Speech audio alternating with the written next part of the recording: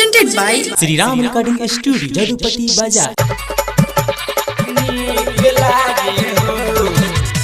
DJ Kanchan Raj Muzaffarpur.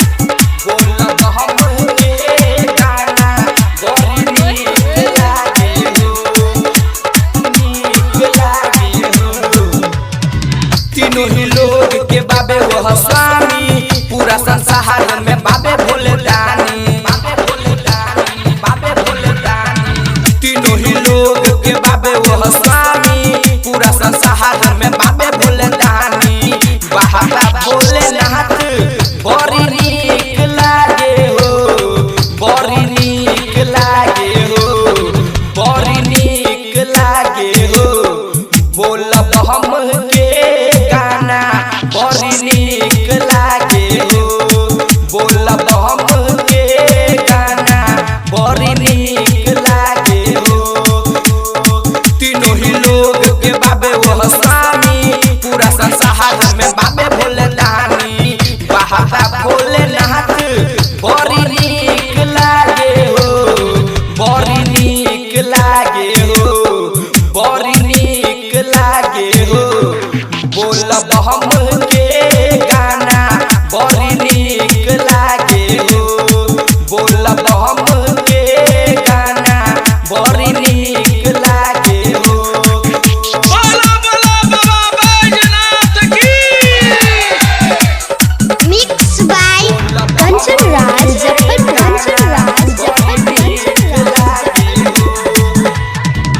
दिल से जो भी मांगे ले भोले ई बाबा से, भोले ई बाबा पूरा कह दे हो, कह दे हो।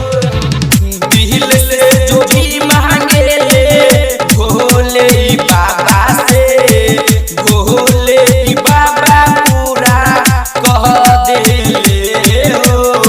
भोले बाबा के नाम या गाना बसले सबके दिल में हो।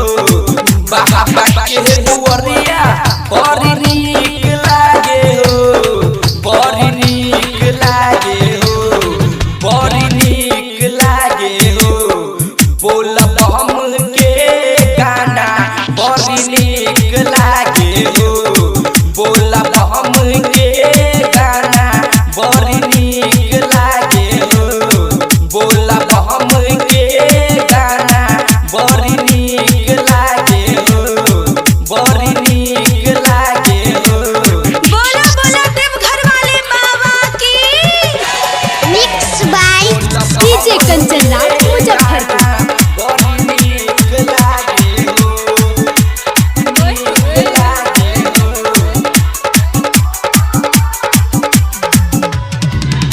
राइटर रोहित बेदर्दी मुकेश हो, हरदम करस देवो के जय जय हो, देवो के जय जय हो। राइटर रोहित बेदर्दी मुकेश हो, हरदम करस देवो के जय जय हो। सुलगत जल बहर हम भोला बाबा कहर चढ़ाइब। एकरा आगे सहारा संसार झुकले, संसार झुकले, संसार झुकले। बोलब हम के गाना बड़ी नीक लागेले, बोलब हम के गाना बड़ी नीक लागेले, बोलब हम के गाना बड़ी नीक लागेले, बड़ी नीक लागेले। श्री राम रिकॉर्डिंग स्टूडियो जदुपति बाजार।